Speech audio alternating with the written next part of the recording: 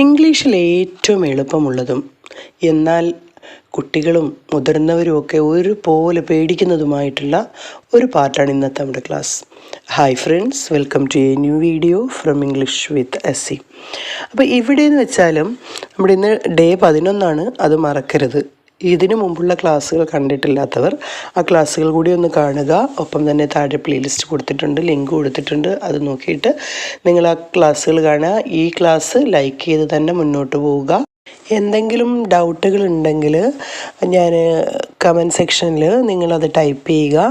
ഏറ്റവും last speaking practice കൊടുത്തിട്ടുണ്ട്, അതുകൂടി നോക്കാം. അപ്പോൾ ശ്രദ്ധിക്കൂ, ഇപ്പം നമ്മൾ ഏതെങ്കിലും ഒരു കാര്യം ഇപ്പോൾ അത് കംപ്ലീറ്റഡ് ആണ്, നൗ ആണ്, ഇപ്പോഴാണ് കംപ്ലീറ്റ് ചെയ്തത്, കുറേ നേരമൊന്നും ആയിട്ടില്ല. ഇപ്പോൾ ഒരു കാര്യം മുമ്പേ കംപ്ലീറ്റ് ചെയ്തെങ്കിൽ നമ്മൾ പറയും ഐ കംപ്ലീറ്റഡ് ദാറ്റ് ടാസ്ക് എന്ന് പറയും. കംപ്ലീറ്റഡ് ഡിഡ് ഫോമാണ്.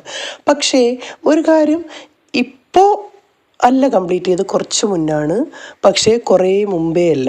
അങ്ങനെയുള്ള കാര്യങ്ങൾ പറയുമ്പോഴാണ് നമ്മൾ ഹാസും ഹാവും ചേർത്ത് പറയുന്നത്. ഇതാണ് എല്ലാവർക്കും ഡൗട്ടെന്ന് പറയുന്നത്. ഇപ്പോൾ ചില കാര്യം, ഇപ്പോൾ ഞാൻ എക്സാം അങ്ങോട്ട് ജസ്റ്റ് കംപ്ലീറ്റ് ചെയ്തതേ ഉള്ളൂ, ഇപ്പോൾ അങ്ങോട്ട് തീർന്നതേ ഉള്ളൂ, അങ്ങനെയാണെങ്കിൽ നമുക്ക് I have completed the exam എന്ന് പറയാം. ഇപ്പോൾ അങ്ങോട്ട് തീർന്നിട്ടേ ഉള്ളെങ്കിൽ. ആ സമയത്ത് കഴിഞ്ഞ വർഷമോ ഇല്ലെങ്കിൽ അതിന് മുമ്പോ ആണെങ്കിൽ ഐ കംപ്ലീറ്റഡ് ആണ് പറയുന്നത്.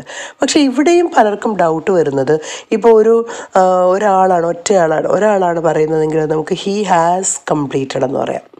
ഓക്കെ, എന്നാൽ ഇവിടെ എല്ലാവർക്കും സംശയം കംപ്ലീറ്റഡ് എങ്ങനെ വന്നു, ഹാസ് ഹാവ് എങ്ങനെ വന്നു എന്നാണ്. ഇവിടെ നിങ്ങൾ മനസ്സിലാക്കേണ്ട ഒരു ചെറിയൊരു ട്രിക്ക് ഞാൻ പറഞ്ഞുതരാം. അയ്യോ ദേവി എന്ന് പഠിച്ചാൽ മതി. എന്താണെന്ന് ചോദിച്ചാൽ, ഐ നോക്കൂ, നിങ്ങൾ സ്ക്രീനിൽ നോക്കൂ. ഐ ഞാൻ, യു നീ, ദേ അവർ, വി അവർ എന്ന് പറയുമ്പോൾ കുറേ പേര്, ആരാണെങ്കിലും. ഓക്കെ, വി ഞങ്ങൾ, അതും കുറേ പേരുണ്ടല്ലോ. ഇവിടെ എല്ലാം നിങ്ങൾ ഹാവ് യൂസ് ചെയ്യുക.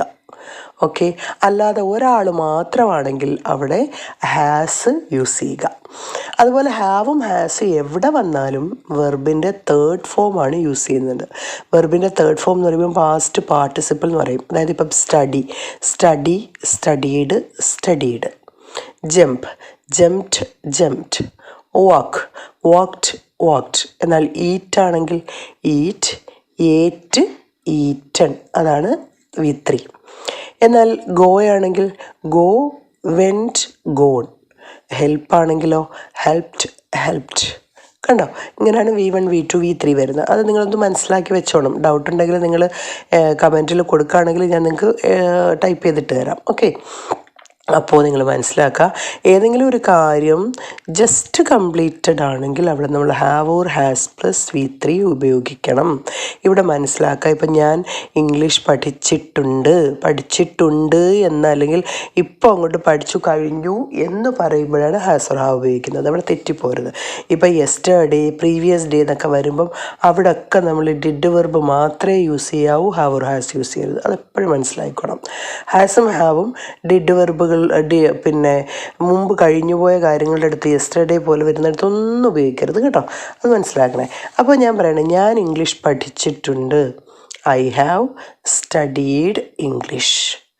എന്നാൽ ഞാൻ ഇംഗ്ലീഷ് പഠിച്ചിട്ടില്ല എന്ന് പറയാനാണെങ്കിലോ I have not studied English. അപ്പം ഞാൻ ഇംഗ്ലീഷ് പഠിച്ചിട്ടുണ്ടോ, ഹാവ് ഐ സ്റ്റഡീഡ് ഇംഗ്ലീഷ്. ഞാൻ ഇംഗ്ലീഷ് പഠിച്ചിട്ടില്ലേ, ഹാവിൻറ്റ് ഐ സ്റ്റഡീഡ് ഇംഗ്ലീഷ്. നീ എന്താണ് പഠിച്ചത്, അല്ലെങ്കിൽ ഞാൻ എന്താണ് പഠിച്ചത്, വാട്ട് ഹാവ് ഐ സ്റ്റഡീഡ്. ഇതിപ്പോൾ ആദ്യമായിട്ട് കേൾക്കുന്നവർക്കാണെങ്കിൽ ഇത് പെട്ടെന്ന് മനസ്സിലാവില്ല. പക്ഷെ നിങ്ങൾ ചെയ്യേണ്ടത്, ഇതിന് തൊട്ട് മുമ്പുള്ള ക്ലാസ്സിൽ ഇതൊക്കെ എങ്ങനെ വരുന്നതെന്ന് ഞാൻ ഡീറ്റെയിൽ ആയിട്ട് പറഞ്ഞിട്ടുണ്ട്. അപ്പോൾ ഇങ്ങനെയാണെങ്കിൽ നമുക്കുള്ള ഏറ്റവും വലിയ പ്രയോജനം, നമുക്കിപ്പോൾ 2-3 സെൻറ്റൻസും 2-3 ടൈപ്പിൽ ക്വസ്റ്റ്യനും ഒക്കെ ഉണ്ടാക്കാൻ നമുക്ക് പെട്ടെന്ന് പഠിക്കാൻ പറ്റും. അതാണ് ഈ ക്ലാസ്സിൻ്റെ ഏറ്റവും വലിയ പ്രയോജനം. ഓക്കെ, അപ്പോൾ ഇവിടെ ഒരു 4 ക്ലാസ് കൂടെ കഴിഞ്ഞാൽ ഒരു കോഴ്സ് കംപ്ലീറ്റ് ചെയ്യണം. അപ്പോൾ നിങ്ങൾക്ക് തീർച്ചയായിട്ടും അതിനകത്തുനിന്ന് ഒത്തിരി പ്രയോജനം ഉണ്ടാവും. ഇതിനേക്കാൾ നമുക്ക് ഇതിലും വളരെ നിങ്ങൾക്ക് യൂസ്ഫുൾ ആയിട്ടുള്ള ക്ലാസ് നമ്മുടെ പേഴ്സണൽ ഓൺലൈൻ സ്പോക്കൺ ഇംഗ്ലീഷ് ക്ലാസ്സിലുണ്ട്. അപ്പോൾ ആ ക്ലാസ് വേണ്ടവർ ഇവിടെ തന്നിരിക്കുന്ന ഈ നമ്പറിലൊന്ന് കോൺടാക്റ്റ് ചെയ്യുക കേട്ടോ. വാട്സപ്പിൽ കോൺടാക്റ്റ് ചെയ്താൽ മതി. ഓക്കെ, അപ്പോൾ നോക്കൂ, അപ്പോൾ ഇവിടെ നമ്മൾ പറഞ്ഞത് പ്രത്യേകം ശ്രദ്ധിക്കുക. ഇവിടെ ഞാൻ ഈ ഹാവും ഹാസും നിങ്ങൾക്ക് എവിടെയൊക്കെ കൊടുക്കണം, ചില കുഞ്ഞു കുഞ്ഞു വാക്കുകളൊക്കെ അതിന് ഉണ്ട്. അത് അതുകൂടി ഇവിടെ ഞാൻ കൊടുത്തേക്കാം. ഓക്കെ, ആ വാക്കുകൾ കാണുമ്പം അവിടെ നിങ്ങൾ ഹാവ് ഓർ ഹാസ് ആണ് കൊടുക്കേണ്ടതെന്ന് മനസ്സിലാക്കുന്ന ചില വാക്കുകളുണ്ട്. അത് ഞാൻ പറഞ്ഞുതരാം കേട്ടോ. ഓക്കെ, അപ്പം നോക്കൂ, ഇവിടെ ഐ യു, അതാണ് ഞാൻ ഐ യു ദി വി പറഞ്ഞത്. I you they V.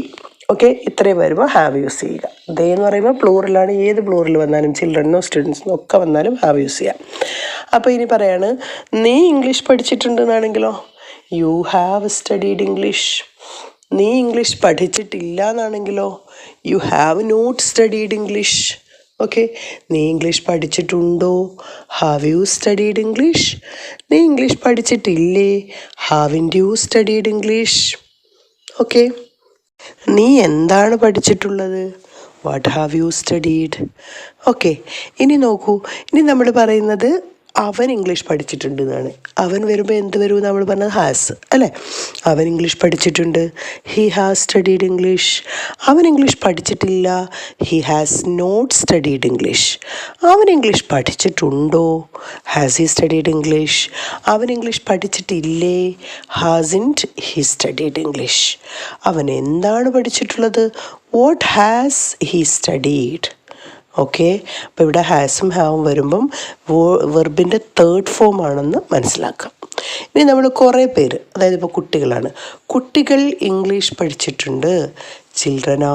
ചിൽഡ്രനാണ്. അപ്പോൾ അത് പ്രത്യേകം മനസ്സിലാക്കുക. Children have studied English. കുട്ടികൾ ഇംഗ്ലീഷ് പഠിച്ചിട്ടില്ല.